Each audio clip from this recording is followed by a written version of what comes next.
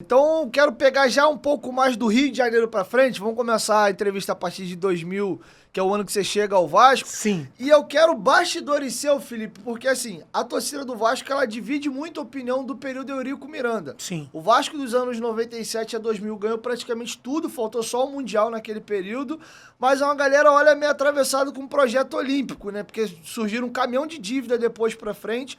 Mas eu quero ouvir de você, que você chegou à época para cuidar desses projetos olímpicos do Vasco. Primeiro, conta como foi o convite, se foi do próprio Eurico mesmo para você vir ao Vasco, e como é que foi essa experiência de cuidar dos esportes olímpicos do Vasco naquele período. Ah, legal essa pergunta. Na verdade, né, o Dieguinho, falando um pouquinho agora de Vasco especificamente, né, e da figura Eurico Miranda, você pode lembrar muito bem que quando o Eurico chegou na história do Vasco, o Vasco tinha um título brasileiro, que era 74 em cima do Cruzeiro, né? E depois ele veio dentro desse processo, toda essa dinastia, junto com o seu Calçada, que era o presidente, de fato, do Vasco, na maioria do período, Eurico Miranda. Então, eu acho que ele é um personagem que ele deve ser estudado, a gente deve observar todos os lados, e eu acho que ele tem muita coisa boa, ele contribuiu para o Vasco, naturalmente, com erros que todo mundo comete. Particularmente a minha história, eu era secretário de esportes da minha cidade natal, Três Corações. E lá a gente tinha um time de voleibol. E eu vi que o Vasco tinha esse projeto olímpico. Na época eu era um menino, tinha 28, 29 anos. Minha idade. A sua idade hoje, 29. né? Então, para você ver. Eu coloquei a pastinha embaixo do braço e fui lá na Câmara dos Deputados. Na época, o deputado Eurico Miranda era um astro na Câmara dos Deputados. Com a minha pastinha embaixo do braço, bati na porta, apresentei meu projeto de voleibol e fui patrocinado pelo Vasco. Foi um orgulho muito grande, foi uma equipe fantástica que, infelizmente, devido a problemas financeiros que vieram do patrocinador, o projeto não terminou bem. E de lá, eu vim para cá para assumir a Superintendência de Esportes Olímpicos do Vasco, e daí para cá, essa minha história nos últimos 22 anos, aconteceram muitas coisas legais. Pô, você usou um termo bacana. O Eurico Miranda é um personagem que merece ser estudado com carinho. E eu concordo. Eu acho que o Eurico possivelmente está na lista dos 5 maiores dirigentes da história do futebol brasileiro, como figura. Aí tem gente que gosta, gente que não gosta, e tá tudo certo. É subjetivo. Mas você falou que merece ser estudado. Eu queria ouvir um estudo de caso dos chilenos. Faz pra gente aqui qual é a sua visão sobre o Eurico Miranda. Eu acho que o estudo sobre o Eurico não deve ser feito nem com carinho, mas com profundidade. Porque a gente vive na era das narrativas, né, Dieguinho? Então, todo mundo tem uma história, todo mundo tem um lado, e às vezes vale a pena a gente estudar mais profundamente para que a gente possa dar o devido lugar para esse personagem na história do Vasco.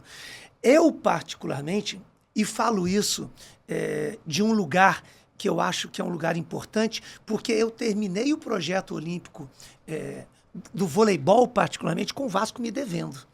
Então, eu fui credor do Vasco. Porque se eu tivesse recebido, né, ganhado muito dinheiro com esse projeto, talvez eu pudesse estar numa posição parcial. Eu não. Eu tive problemas financeiros para receber o que o Vasco acordou comigo. Nunca entrei na justiça contra o clube e pude vivenciar o quão apaixonado era o Eurico por aquele projeto. Para que você tenha uma ideia, Dieguinho, o Vasco chegou a ter 48 modalidades esportivas. O Vasco tinha hipismo com Rodrigo Pessoa. O Vasco tinha jiu-jitsu com Vitor Belfort. O Vasco tinha vôlei de praia com Adriana Beara e Shelda. O futsal do Vasco tinha Schumacher, Manuel Tobias, Léo Higuita. Era um time incrível. Lavoisier, que era um baita goleiro do Vasco. O voleibol masculino tinha Giovani, tinha Marcelinho. O basquete, Charles Burge. Então, era um projeto que realmente fez com que o Vasco olhasse de frente qualquer grande rival no Brasil. E, naturalmente, ele teve, com o passar do tempo, alguns problemas, o que acabou acarretando problemas futuros que a gente lamenta muito nesse caso. Mas a minha convivência com o deputado Eurico Miranda, com o Eurico Miranda, foi uma convivência de um aprendizado tremendo. Eu tive muita autonomia para desempenhar todas as funções que eu desempenhei, tanto como superintendente de esportes olímpicos do Vasco, depois como diretor-geral do Vasco Barra, né? Por 2 anos.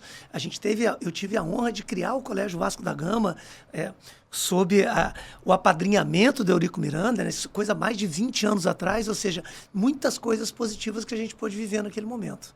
Agora, uma coisa que eu escuto muito das pessoas que conviveram com ele no dia a dia, o Edmundo teve aqui e falou isso. Quando eu tive na sede náutica da Lagoa, conversando com alguns funcionários antigos, falou, cara, eu nunca vi um presidente igual o Eurico pra vir aqui, ele vibrava com a regata, tudo quanto era competição que o Vasco tava, ele vinha, ele era o primeiro a chegar, a empurrar, a incentivar todo mundo, conhecia o nome de todos pelo nome. Uma coisa que eu acho que ninguém pode duvidar era do amor e do carinho dele pelo Vasco. Você tem alguma história, alguma coisa que você lembra que te marcou desse carinho, dessa questão afetividade? Cara, eu tenho muitas e vou te contar uma que eu não contei ainda em nenhum podcast. Olha para você ver. Naquele período da asfixia financeira que o Vasco teve, devido ao rompimento com a TV Globo, aquela coisa tremenda, a gente chegou a ficar mais de 6 meses com salários atrasados no Vasco. Realmente uma dificuldade absurda. E o Eurico tinha uma tradição de entregar uma cesta básica para todos os funcionários do Vasco um dia antes do Natal, por volta do dia 23 de dezembro. Na época, o Vasco tinha algo em torno de 400, 450 funcionários. E uma dificuldade tremenda financeira que o Vasco tinha. E ele estava desesperado com esse processo e eu, através de um grande amigo que desenvolvia o projeto de futsal do Vasco, que a gente estava relançando o futsal do Vasco naquela época, o Carlos Alexandre, nós conseguimos junto a supermercados do Rio de Janeiro essas 450 cestas e o Eurico pôde entregar para cada um dos funcionários num momento de muita dificuldade financeira, para você ver a preocupação que ele tinha com os funcionários. E outra coisa que eu acho muito bacana também, todas as vezes que entrava um dinheiro para o Vasco naquele momento de dificuldade, as pessoas que primeiro recebiam os seus salários eram os funcionários mais humildes.